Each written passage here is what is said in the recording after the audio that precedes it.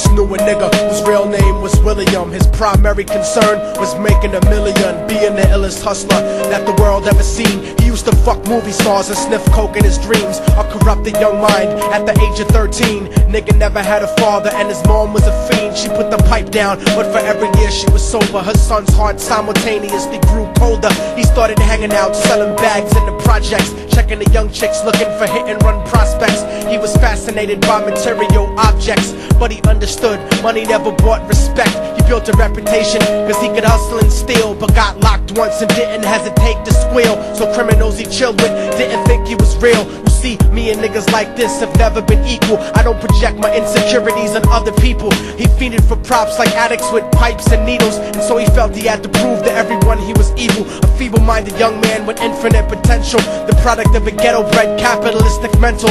Coincidentally, dropped out of school to sell weed, dancing with the devil smoke till his eyes would bleed. But he was sick of selling trees and gave in to his greed.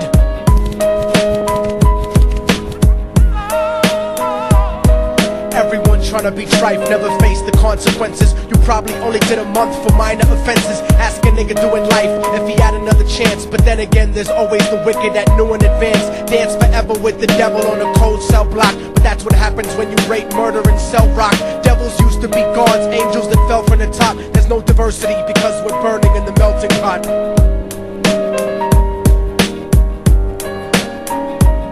So Billy started robbing niggas, anything he could do to get his respect back in the eyes of his crew. Starting fights over little shit up on the block. Stepped up to selling mothers and brothers the crack rock. Working overtime, making money for the crack spot. Hit the jackpot and wanted to move up to cocaine, fulfilling the Scarface fantasy stuck in his brain. Tired of the block niggas treating him the same. He wanted to be major like the cutthroats and the thugs. But when he tried to step to him, niggas showed him no love. They told him any motherfucking coward can sell drugs. Any bitch nigga with a gun can bust slugs.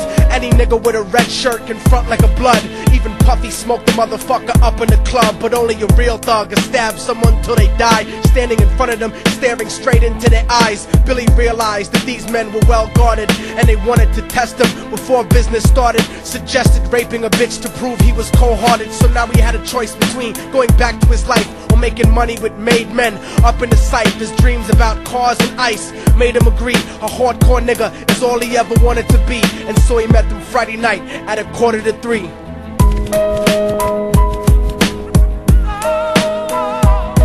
Everyone tryna be trife, never face the consequences. You probably only did a month for minor offenses. Ask a nigga doing life if he had another chance. But then again, there's always the wicked that knew in advance. Dance forever with the devil on a cold cell block. But that's what happens when you rape, murder, and sell rock. Devils used to be gods, angels that fell from the top. There's no diversity because we're burning in the melting pot.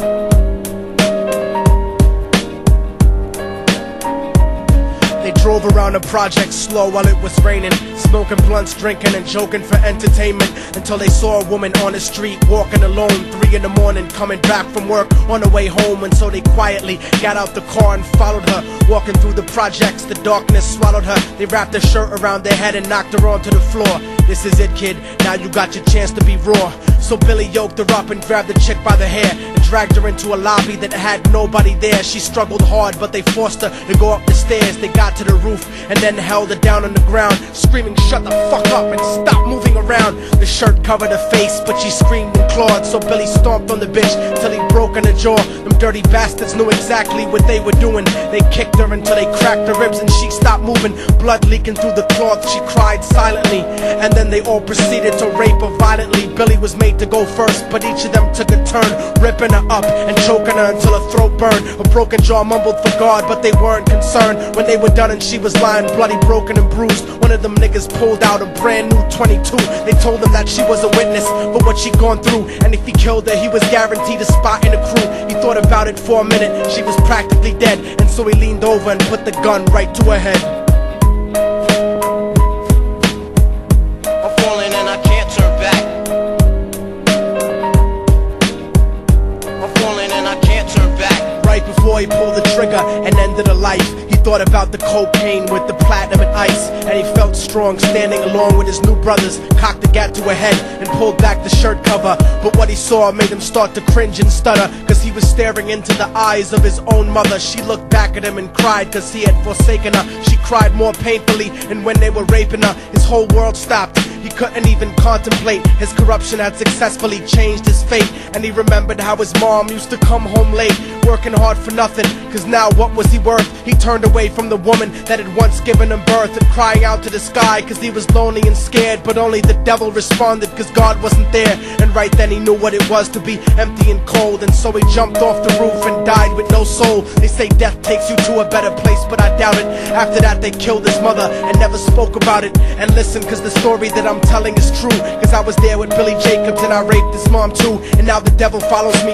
everywhere that I go. In fact, I'm sure he's standing among one of you at my shows, in every street cipher listening to Little Thug's flow. He could be standing right next to you and you wouldn't know. The devil grows inside the hearts of the selfish and wicked. White, brown, yellow and black color is not restricted. You have a self-destructive destiny when you're inflicted, and you'll be one of God's children that fell from the top. There's no diversity because we're burning in the melting pot. So when the devil wants to dance with you, you better say never, because a dance with the devil might last you forever.